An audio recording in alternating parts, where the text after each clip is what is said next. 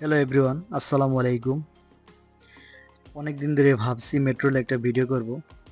প্রায় সময় মেট্রো রেলে যাতায়াত করা হয়, কিন্তু সময় স্বল্পতার কারণে ভিডিও করা হয় না। আজকে অনেকটা ফ্রি, তাই একটু ভিডিও করলাম মেট্রো রেলে।